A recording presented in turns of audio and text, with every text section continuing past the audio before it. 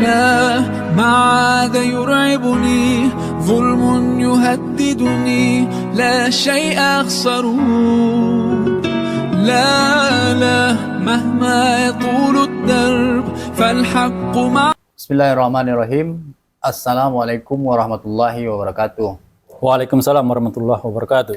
Bersyukur kita kepada Allah dan bersalawat kita kepada Nabi dengan mengucapkan Allahumma salli ala Sayyidina Muhammad wa ala ali Sayyidina Muhammad.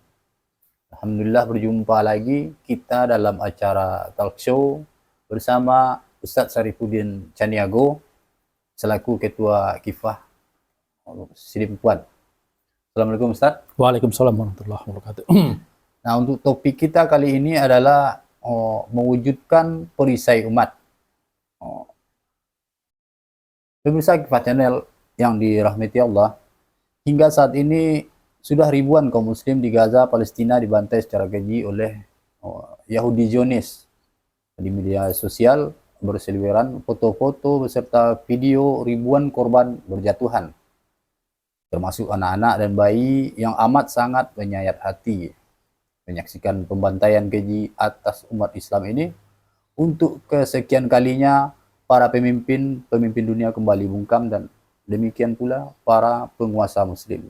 Dan tragedi di Gaza ini hanyalah pengulangan dari ratusan bahkan ribuan dari tragedi yang menimpa umat Islam di sejumlah negara. Nah, untuk itu saya akan langsung saja kepada narasumber kita, Ustadz Sarifuddin. Jadi Ustadz, dari fakta ini maka timbul pertanyaan, mengapa para penguasa muslim ini memilih diam, tidak bergerak untuk membela Palestina, khususnya di Gaza? Mengapa mereka tidak mengirim saja ribuan tentaranya untuk menggempur Zionis Yahudi ini? Ya, silakan Ustaz. Ya. Bismillahirrahmanirrahim. Assalamualaikum warahmatullahi wabarakatuh. Waalaikumsalam. Itu tadi ya fakta yang kita lihat beberapa minggu ini ya, tentang ini adalah fakta yang berulang sudah 75 tahun sampai sekarang ini, berulang terus tentang kezaliman dan pembunuhan saudara-saudara muslim kita di Palestina oleh Zionis Israel ya. Dan memang sikap dari negeri-negeri muslim, terutama penguasa-penguasanya, ya dari dulu ya nggak jauh beda sampai sekarang ya. Tetap mereka itu tidak mencari solusi untuk membantu saudara-saudara mereka di Palestina ya. Hanya kadang-kadang mereka mengirimkan kutukan ya, atau sikap-sikap bahwa itu gini, kemudian minta kepada menyerahkan persoalan kepada PBB dan segala macamnya ya. Nah, kalau kita lihat di dalam firman Allah ya tentang adanya pembunuhan ini, pembunuhan terhadap jiwa, itu disebutkan kalau yang dibunuh itu seorang muslim dan dia dibunuh tanpa alasan yang hak. Allah di dalam apanya itu disebutkan itu la zawalud dunya akhwanu indallahi min qatli rajulin muslim ya. Jadi di situ disebutkan itu rusaknya alam semesta ini, hancurnya alam semesta itu bahkan itu lebih ringan di sisi Allah daripada terbunuhnya seorang muslim ya. Jadi itu harga nyawa seorang muslim itu sangat tinggi ya, sangat tinggi. Dan kemudian di dalam Al-Qur'an juga Allah mengatakan itu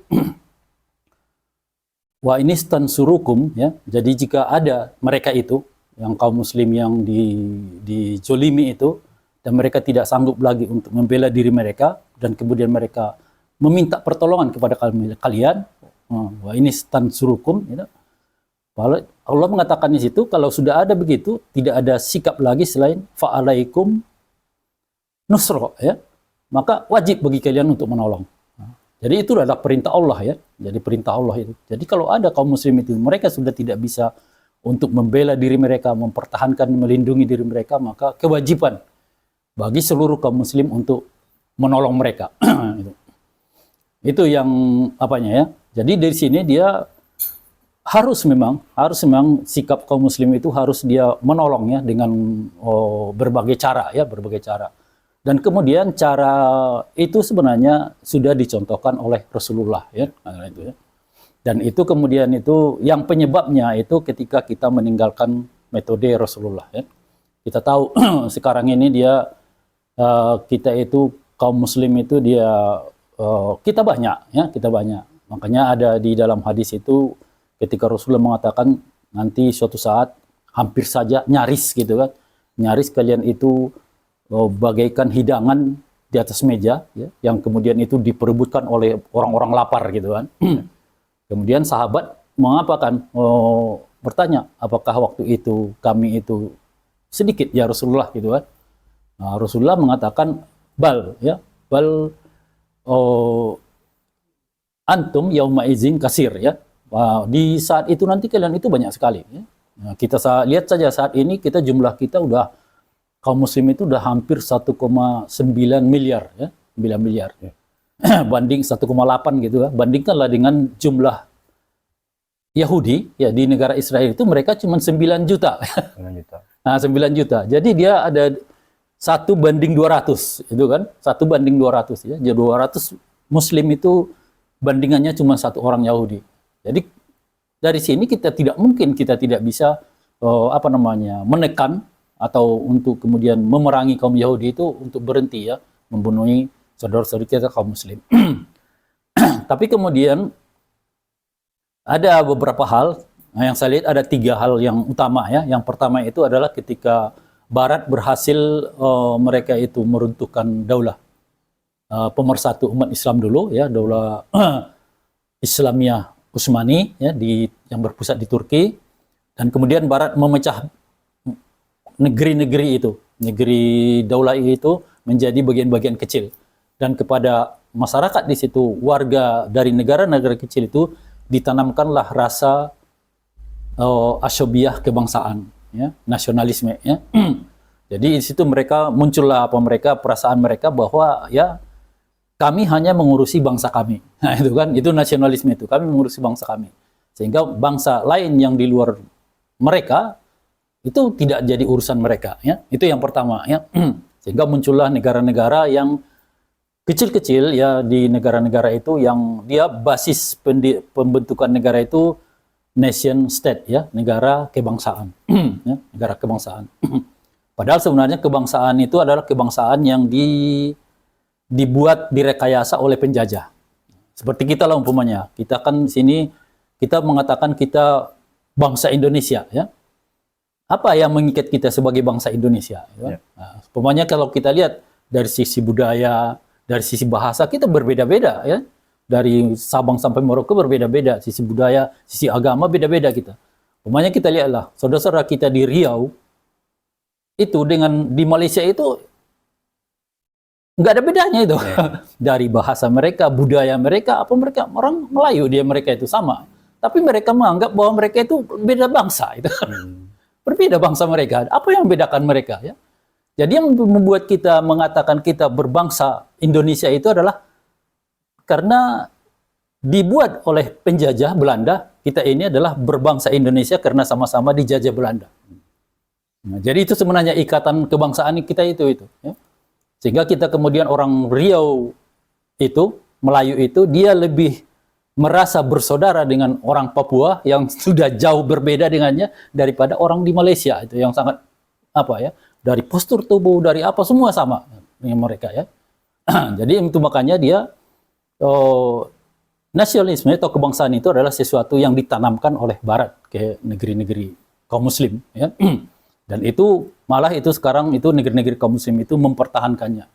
Mempertahankannya mati-matian. Menyerahkan jiwa raganya demi tadi itu ya nasionalisme itu, membuat lagu-lagu yang ini ya yang memacu semangat untuk mempertaruhkan segalanya untuk nasionalisme itu. Nah, itu. Sehingga kemudian itu hilanglah tadi itu rasa peduli ya, rasa peduli kepada kaum muslim lain yang karena dia sudah beda kebangsaan. Itu bukan urusan kami itu. Itu yang pertama ya. Kemudian yang keduanya karena mereka itu sudah ada kebangsaan, mereka buat negara berdasarkan kebangsaan itu. Akhirnya mereka muncullah dari satu dulu yang daulah Islamiyah di Turki itu yang begitu besar, sampai disebut itu dia luas wilayahnya mencapai 2/3 dari wilayah peradaban waktu itu, ya, menjadi kecil-kecil. Nah, dengan kecilnya itu, dari sisi sumber daya manusianya kecil, sumber daya alamnya kecil, dan semuanya kecil ya, tentu kekuatannya pasti kecil. Nggak mungkin dia besar kekuatannya itu ya. Jadi kalau kita umpamanya kita lihat sekarang itu, negara yang terkuat sekarang itu apa? Amerika ya. Amerika mungkin kekuatannya dari segi ekonomi mereka kuat, dari segi militer mereka kuat. Itu kekuatan mereka itu karena itu kan Amerika itu terdiri dari negara itu. Terdiri dari negara, makanya Amerika itu adalah gabungan 50 negara menjadi satu ya, menjadi satu mereka. Itu yang membuat mereka kuat. Nah, itu dulu di tahun 1700 1800-an itu panjang itu, hampir 1 abad itu proses dari Amerika itu untuk bisa menggabungkan itu menjadi satu itu 50 negara itu, negara Texas, negara California, negara ini. Perang mereka itu menyatukan itu semua, yang kenal dengan perang saudara, civil war dulu di Amerika itu. Jadi kekuatan mereka itu nggak itu, dengan menyatu dan semua itu dari sumber daya alamnya lumayan, sumber daya manusianya menjadi banyak dan semuanya sehingga mereka menjadi kuat. Ya. Sementara kita tidak, kita tak mempertahankan diri sendiri seperti umpamanya itulah. Ada negara kecil-kecil seperti Kuwait, Emirat, ya, apalagi ya. Qatar, ya, kecil-kecil itu ya. Nah, mungkin dia luas wilayahnya tidak seberapa gitu kan. Jadi apalah kekuatan negara itu. Sehingga mereka itu dengan dengan kecilnya mereka dan kekuatannya kuat, itu yang membuat mereka itu merasa ya percuma untuk memerangi Israel. Karena mereka lihat Israel itu kalau memerangi Israel berarti memerangi Amerika, ya kan? Nah, ya enggak, ya itu kita melawannya nih, King Kong dilawan gitu kan, kira-kira gitu udah istilahnya itu, King Kong mau lawan gitu kan, itu yang membuatnya, sehingga kemudian mereka itu tidak punya keberanian untuk melakukan upaya-upaya ya, untuk mengirim tentaranya, sehingga tentara-tentara Muslim itu yang kuat-kuat itu mereka itu tetap tinggal di Barak gitu kan. Nah, kita tahu dia ada banyak kekuatan itu, tentara Muslim itu ada di Mesir, ada di Turki, ada Arab Saudi juga lumayan besar itu ya, militernya itu kan, dan peralatannya besar ya. Ya. Jadi itu ya. Kemudian yang ketiganya itu para penguasa di negeri-negeri Muslim itu mereka itu berkuasa itu karena didukung oleh Barat. Nah, itu kan. Didukung oleh Barat, penguasa-penguasa Muslim itu didukung oleh Barat. Nah, sehingga kemudian ada deal ya, deal tadinya ketika dia umpamanya ada di satu negara, entah di negara manalah di Timur Tengah itu, mereka hendak mengadakan pemilu. Ya. Siapa yang kemudian diantara calon presidennya ini yang didukung Barat, inilah yang menang. Yeah. Nah, karena Barat akan memberikan donasi, memberikan apa biar dia bisa menang gitu kan. Tapi ada deal, karena ada deal itu. Dealnya nanti begitu dia menang dia akan mengikuti keinginan dari Barat. Nah, sehingga demikian ya begini ya, kalau mereka hendak mengirim pasukan mereka ke Israel itu mereka berpikir ya, berpikir tentang tadi itu deal tadi itu ya dengan Barat itu. Nah, sehingga ya tidak bisa ya, tertahanlah mereka itu. Jadi itu ada 3 penyebab ya yang membuat mereka itu akhirnya terlihat diam ya, diam. Bukannya nggak tahu mereka itu tentang firman Allah tadi, bukannya nggak tahu mereka itu. Ya, mereka. Tapi merasa nggak bisa kami ya, nggak bisa kami menolong mereka. Itu mungkin. Ya, jadi bagaimana cara Ustaz? Dari 3 perkara yang Ustaz sebutkan tadi ya, penyebab. Jadi adakah solusi yang untuk mengatasi terus berlangsungnya perilaku seperti ini? Iya, iya. Jadi kalau kita melihat fakta itu, kalau fakta itu kita jadikan sebagai hukum, maka kelihatannya mustahil gitu kan. Yeah. Mustahil ya. Gimana untuk keluar dari masalah itu kan, nggak mustahil gitu kan. Ya. Tapi kalau kita kembali kepada ini, kita kembali kepada ajaran Islam, ya itu tidak sesuatu yang mustahil ya. Yeah. Di mana dulu kita kembali kepada mengikuti Rasulullah, di mana Rasulullah dulu dia kekuatan pertama kaum muslim itu dibuat oleh Rasulullah adalah dengan mempersaudarakan mereka ya. Kita tahu dia ketika kemudian ada dukungan yang didirikan oleh kaum Ansor di Madinah gitu kan. Rasulullah kemudian hijrah ke Madinah bersama para sahabat. Mereka itu dikenal dengan kaum Muhajirin, orang-orang yang hijrah gitu kan. Dan itu dipersaudarakan langsung oleh Rasulullah ya. Nah, tidak kemudian terlihat lagi perbedaan antara Ansor dan Muhajirin ya. Walaupun tetap julukan itu ada, Ansor sebagai orang lokal, Muhajirin orang pendatang, tapi tidak ada apanya dari sisi apanya itu sikapnya itu tidak ada lagi perbedaan. Mereka sama ya, dipersaudarakan. Jadi di situ dia memang kekuatan kaum muslim itu adalah di persaudaraan gitu. Innamal mu'minuna ikhwah gitu kan, Allah mengatakan begitu. Sesungguhnya kaum muslim itu dia bersaudara ya. Bahkan persaudaraan itu rasa cinta kepada sesama muslim itu bagian dari iman ya. Nah, disebutkan Allah itu la tadkhulunal jannah ya. Kalian tidak akan bisa masuk surga hatta tu'minu. Sampai kalian itu beriman dulu gitu kan. Kemudian la tu'minu hatta tahabbu ya. Jadi kalian itu belum dianggap beriman kalau kalian tidak saling mencintai sesama kaum muslim ya. Jadi di situ dia rasa cinta kepada saudara kita sebagai kaum muslim itu sangat tinggi. Dia berdampak pada iman itu, berdampak pada iman. Ini dia dalam Al-Qur'an ya. Surah Al-Anfal ya kalau nggak salah itu, surah Anfal. Disebutkan itu. Nah, itu. Dan kemudian kalau kita melihat kemudian yang dilakukan oleh Rasulullah adalah dengan menyatukan seluruh kaum muslim. Itu yang dilakukan Rasulullah. Makanya Rasulullah mendirikan bentuk negara di mana beliau pemimpinnya dan itu negara itu harus disatukan seluruh kaum muslim di situ ya. Tidak boleh ada negara lain ya. Nah, makanya dia disebutkan di situ ada hadis dari Rasulullah mengatakan ija buyi'a li khalifataini faqtulu akhiru minhuma ya. Jika ada diangkat dua pemimpin yang memimpin kaum muslim, maka Rasulullah mengatakan bunuhlah yang terakhir.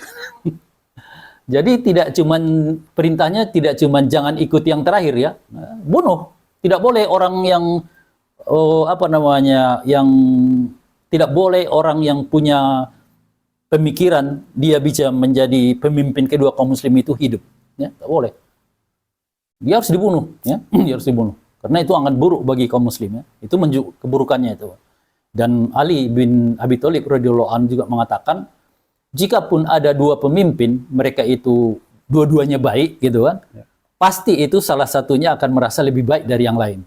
Nah, jadi tetap makanya itu yang dicontohkan oleh Rasulullah, diteruskan oleh para khulafaur rasyidin, ya mereka itu dan kemudian para khalifah sesudahnya yang kita kenal dengan mereka itu dengan bentuk negara daulah khilafah itu, yaitu teriak mereka itu adalah mempersatukan seluruh kaum muslim. Jadi kalau ada wilayah-wilayah mereka menyatukan ya, mereka menyatukan menjadi satu kekuatan ya. Maka di masa itu dulu, di masa masih ada daulah khilafah itu ya tidak ada pernah kejadian seperti yang sekarang ini kan. Yang sekarang ini kita lihat apa agama di luar Islam ya. Kita tahu kan Yahudi mereka menjolimi umat Islam di Palestina ya. Ada Kristen ya. Itu Amerika lah umpamanya barat. Mereka mau lalu lantakkan Irak dan segala macam negara-negara Islam ya. Kemudian ada yang malah kecil ya seperti Hindu ya. Mereka membantai umat Islam di Kashmir dan di negeri Islam juga di India juga gitu kan. Dan ada lagi yang paling kecil itu Buddha. Yeah. Mereka membantai umat Islam di Rohingya ya. Jadi seluruh agama-agama di luar itu tidak punya rasa takut ke kita ya. Mereka membantai ya, bunuh aja gitu kan. Gak ada rasa takut lagi ke kita ya. Jadi persoalannya tadi di situ. Karena kita itu sudah kita bercerai-berai ya. Nah, kita tidak lagi Allah mengatakan waqtasimu bihablillahi jami'an gitu kan. Berpeganglah kepada tali Allah ya. Seluruhnya kalian ya. Nah, tali Allah itu adalah kita bersatu gitu kan dalam satu pemerintahan, satu kepemimpinan gitu kan. Itu yang disebut tali Allah itu. Sekarang kita itu malah ya bercerai-berai ya karena tidak itu lagi. Kita bercerai-berai karena kita itu mengambil tali yang lain, yaitu yang dikenal dengan nasionalisme tadi. Ya. Nah, jadi solusi untuk itu adalah tadi ini. Kalau umpamanya dia bisa kembali itu ditegakkan khilafah itu, yang itu dia meliputi seluruh negeri-negeri kaum muslim, itu wilayahnya dari Maroko di pantai barat Afrika sampai dia Merauke di pantai di timur Asia, kan? Nah, itu luar biasa itu. Jadi ketika itu sudah umpamanya itu bisa tegak, maka Amerika itu terlihat kecil, ya, kecil Amerika itu. Jadi tidak ada lagi ketakutan. Jadi justru Barat itu melihat, justru Barat itu yang merasa takut. Di hati mereka ada sampai sekarang itu terus ada itu rasa takut kalau kaum muslim itu bisa kembali menyatu. Nah, itulah makanya kemudian mereka membuat program-program mereka itu dengan anti radikal, anti ini. Itu tujuannya adalah untuk menghalangi siapa saja kelompok atau orang-orang yang menyerukan persatuan kaum muslim. Nah, itu sebenarnya yang radikal-radikal itu yang mereka anggap itu. Sehingga tidak ada ya, makanya para dai itu ketika dia mau ngomong ya, dia takut dibilang radikal, nggak mau dia ngomong begitu kan. Begitu juga takmir masjid itu kan, ketika ada ustadz yang dibisiki jangan radikal-radikal ya ustadz kata. Nah, itu. Sehingga suara itu hilang ya, suara-suara itu hilang, suara ajakan untuk persatuan itu hilang di tengah-tengah kaum muslim. Nah, Barat dan seluruh musuh-musuh Islam itu yang di luar muslim senang kalau kita begini ya, kalau kita begini. Nah, itu mungkin. Jadi itu solusinya ya, kita kembali bersatu di bawah satu kepemimpinan, sehingga kemudian kekuatan itu ada, sehingga terlihat itu kita akan bisa untuk melakukan perlawanan, bahkan mengalahkan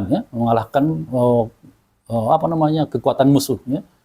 Dulu kan kita tahu itu ada dua adidaya dulu di masa Rasulullah itu, di sebelah timurnya ada Persia, di sebelah baratnya ada Romawi, dan itu kemudian bisa ditaklukkan oleh kaum muslim ya. Itu mungkin. Ya, jadi kemudian perwujudannya ini seperti apa Ustaz?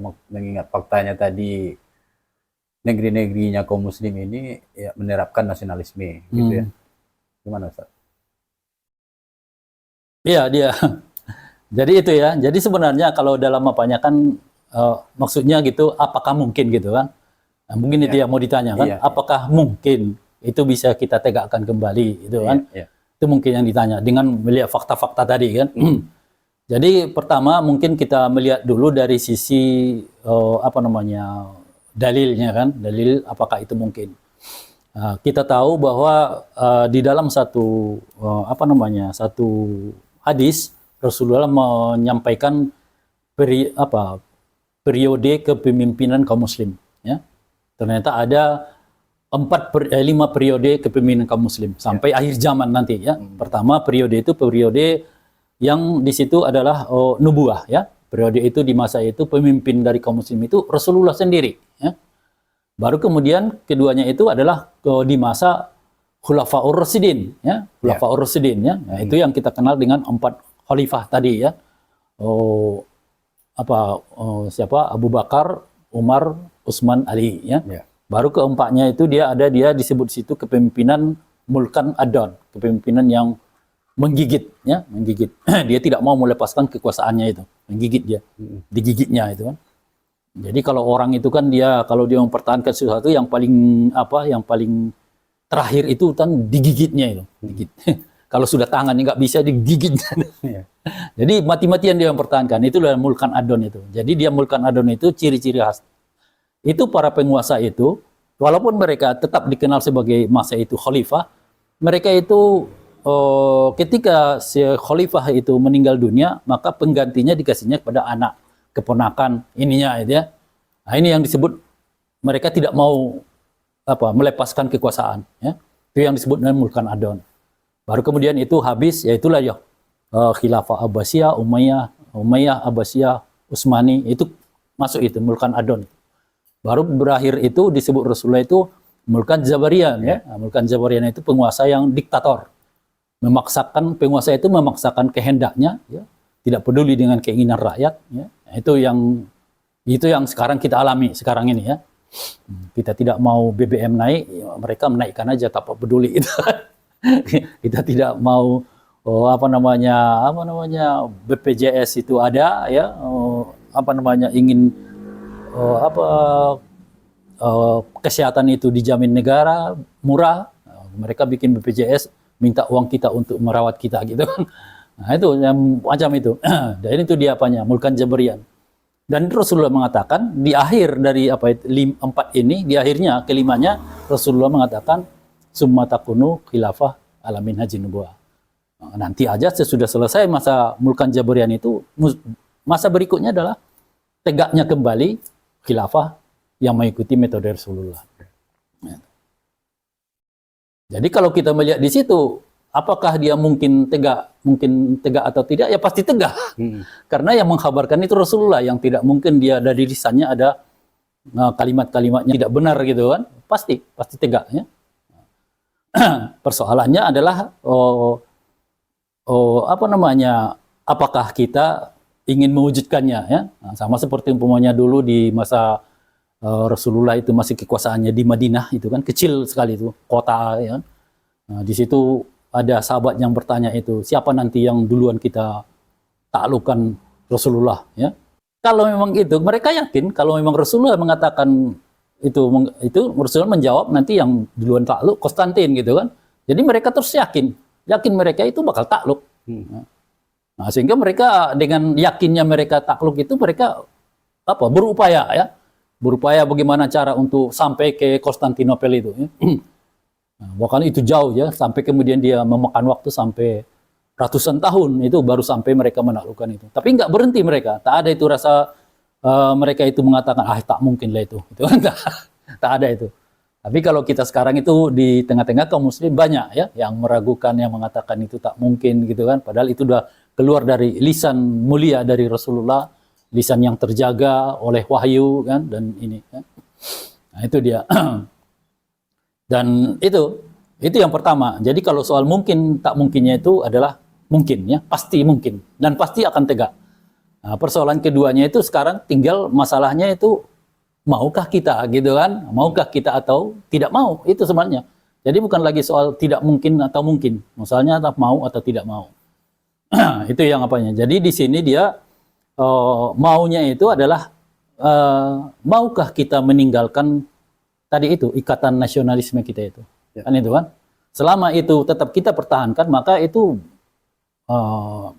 tadi itu daulah khilafah itu ya itu akan susah tegaknya itu. Akan sulit tegaknya. Jadi itu. Jadi kita harus rela meninggalkan itu, padahal itu sesuatu yang tidak ada dalam ajaran Islam. Harusnya kan mudah kita tinggalkan itu kan. Jadi sebenarnya mudah ya bagi kaum muslim untuk meninggalkan itu ya.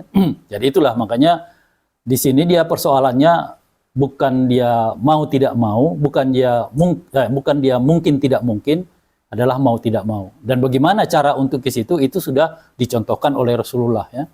Cara untuk demikian itu. Nah, cara untuk dia bisa tegaknya itu dengan dakwah gitu kan, dengan Rasulullah mengatakan dengan dakwah, sehingga kemudian kaum muslim itu nanti mereka punya keinginan bersama untuk kemudian ya udahlah kita tinggalkanlah ini nasionalisme kita itu, kita bersatu. Karena tampak begitu dia kejeliman ini akan terus menerus ini kedepannya akan datang jadi, bisa saja nanti di negara kita sendiri terjadi nanti ya. Yeah.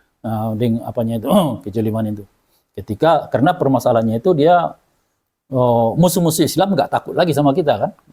Ya, kalau udah mereka nggak takut sama kita ya suka-sukanya menjolimi kita nanti. Nah, mungkin itu gambarannya. Ya Ustaz, terima kasih atas pemaparannya ya. Jelas sekali. Pemirsa Kifah Channel yang dirahmati Allah. Demikian tadi alhasil, sekali lagi ya, kaum muslim sedunia ini memang membutuhkan seorang khalifah atau pemimpin sebagai perisai bagi umat Islam. Semoga umat Islam memiliki khilafah yang dipimpin seorang khalifah yang sudah pasti pemberani dan mengayomi. Hanya seorang khalifah yang bisa menjaga gitu ya Ustaz ya. Ya. Tidak cuma Palestina ya. Ya. Mana saja. Insya Allah masa yang mulia itu akan segera tiba dan memang udah janjinya Allah. melalui lisannya Nabi kita Muhammad SAW. Kemudian akan datang masa khilafah yang mengikuti metode kenabian. Hadis riwayat Ahmad. Ya, hanya saja kabar gembira ini tidak bisa disambut dengan sukacita saja. Agar kabar ini bisa terwujud, diperlukan perjuangan, kesungguhan, dan pengorbanan dari tentunya kita semua di sini dan seluruh kaum muslim. Semoga bermanfaat. Assalamualaikum warahmatullahi wabarakatuh. Waalaikumsalam warahmatullahi wabarakatuh. لا ما عاد يرعبني ظلم يهددني لا شيء أخسره